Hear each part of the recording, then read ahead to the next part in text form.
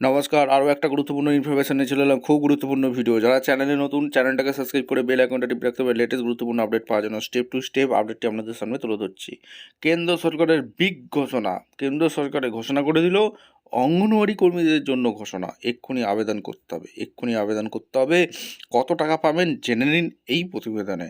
বিস্তারিত বলবো, খুব গুরুত্বপূর্ণ ভিডিও। যারা চ্যানেলে নতুন, চ্যানেলটাকে সাবস্ক্রাইব করে বেল আইকনটা টিপে রাখতে হবে লেটেস্ট গুরুত্বপূর্ণ আপডেট পাওয়ার জন্য। স্টেপ টু স্টেপ আপডেটটি আপনাদের সামনে তুলে ধরছি। আচ্ছা, প্রথমে বলি, এই নোটিশটা প্রকাশিত হয়েছে আইসিডিএসের জন্য, ঠিক আছে। শিক্ষা সহযোগিতা যোজনা হলো ভারত সরকার এবং ভারতীয় জীবন বীমা নিগম এলআইসি দ্বারা পরিচালিত একটি সামাজিক বৃত্তি প্রকল্প। 2001 সালে চালু হওয়া এই যোজনার মূল লক্ষ্য হলো দরিদ্র এবং নিম্নবিত্ত পরিবারের সন্তানদের পড়াশোনা চালিয়ে যেতে আর্থিক সহায়তা প্রদান করা। এই যোজনার প্রধান বৈশিষ্ট্যগুলো আপনাদের সামনে তুলে ধরব। বিমার সাথে সংযোগ, এটি মূলত জনশ্রী বীমা যোজনা একটি অংশ। যেসব অভিভাবক এই বিমার সদস্য কেবলমাত্র তাদের সন্তানরাই এই বৃত্তির জন্য আবেদন করতে পারে।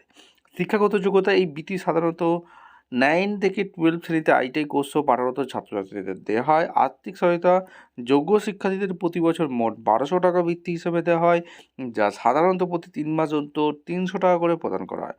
সুবিধাভোগী, একটি পরিবার সর্বোচ্চ 2 জন সন্তান এই প্রকল্পের সুবিধা পেতে পারে। আপনাদের সামনে তুলে ধরছি।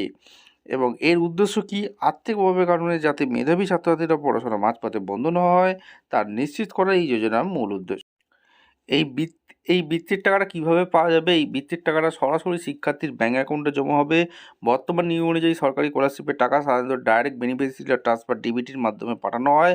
ব্যাঙ্ক অ্যাকাউন্টে টাকা পাওয়ার জন্য নিম্নলিখিত বিষয়গুলি নিশ্চিত করতে হবে। আধার লিঙ্ক থাকতে হবে। শিক্ষার্থীর ব্যাঙ্ক অ্যাকাউন্টে অবশ্যই তার আধার কার্ডের সাথে লিঙ্ক করা থাকতে হবে। সক্রিয় অ্যাকাউন্ট থাকতে হবে। অ্যাকাউন্টটি যেন সচল বা অ্যাক্টিভ থাকে। দীর্ঘকালীন লেনদেন না করলে অনেক সময় অ্যাকাউন্ট ডরম্যান্ট হয়ে যায়, সেক্ষেত্রে টাকা ঢুকতে সমস্যা হতে পারে। সঠিক তথ্য, আবেদন ফর্মে অ্যাকাউন্টে আইএফসি কোড এবং অ্যাকাউন্ট নম্বর যেন একদম নির্ভুল থাকে।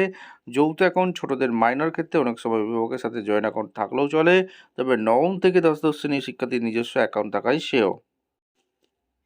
এইবার আমরা দেখে নেবো টাকা পাওয়ার প্রধান শর্তাবলী কী। শিক্ষাগত যোগ্যতা, শিক্ষার্থীকে অবশ্যই 9 থেকে 12 শ্রেণীর মধ্যে পড়াশোনা করতে হবে। আইটিআই কোর্সের অন্তর্ভুক্ত থাকতে হবে। বিমা সদস্য পদ, শিক্ষার্থীর অভিভাবক বাবা মা এবং মা অবশ্যই জনশ্রী বিমা যোজনার সক্রিয় সদস্য হতে হবে।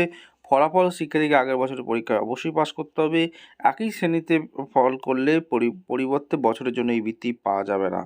সন্তান সংখ্যা, একটি পরিবারের সর্বোচ্চ 2 জন সন্তান এই বৃত্তির সুবিধা পেতে পারে। এইবার আমরা দেখে নেবো কত টাকা পাওয়া যাবে। সাধারণত এই প্রকল্পের অধীনে একজন শিক্ষার্থীকে প্রতি ত্রৈমাসিক প্রতি 3 মাস অন্তর 300 টাকা করে প্রদান করা হয়, অর্থাৎ বছরে মোট 1200 টাকা বৃত্তি হিসেবে পাওয়া যায়। কিভাবে আবেদন করতে হবে? সদস্যপদ নিশ্চিত করতে হবে। এই বৃত্তির জন্য আবেদন করতে হলে শিক্ষার্থীর অভিভাবককে অবশ্যই জনশ্রী বিমা যোজনা সদস্য হতে হবে। ফর্ম সংগ্রহ পূরণ, অভিভাবকের যিনি বিমার সদস্য আবেদনপত্রটি সংগ্রহ করে নির্ভুলভাবে পূরণ করতে হবে। ফর্মে সদস্যের বিমা সংক্রান্ত তথ্য এবং শিক্ষার্থীর ব্যক্তিগত শিক্ষাগত তথ্য দিতে হবে।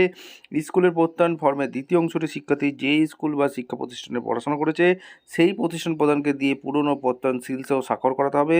প্রয়োজনীয় নথি যুক্ত করতে হবে। আবেদনের সাথে শিক্ষার্থী গত বছরের মার্কশিট রেজাল্টের একটি প্রত্যয়িত কপি জমা দিতে হবে। জমা দেওয়ার পূরণ করা ফর্মটি সংশ্লিষ্ট নোডাল এজেন্সির কাছে জমা দিতে হবে। এই নোডাল এজেন্সি হতে পারে পঞ্চায়েত স্বনির্ভর গোষ্ঠী এসএসজি বা সংশ্লিষ্ট সরকারি দপ্তরের এই প্রকল্প তদারকি করছে। এইবার আমরা নোটিশটা দেখে নেব কী বলছে। শিক্ষা সহযোগিতা যোজনায় আবেদনের একটি ফর্ম দেখা যাচ্ছে।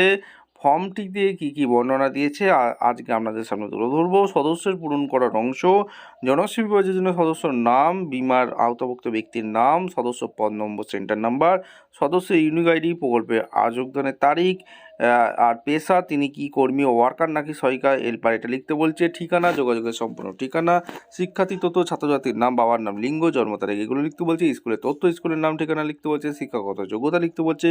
বর্তমানে কোন শ্রেণীতে পড়াশোনা করছে এবং গত বছর কোন শ্রেণীতে পাস করেছে, গত বছরের মার্কশিট প্রত্যয়িত কপি জমা দিতে হবে।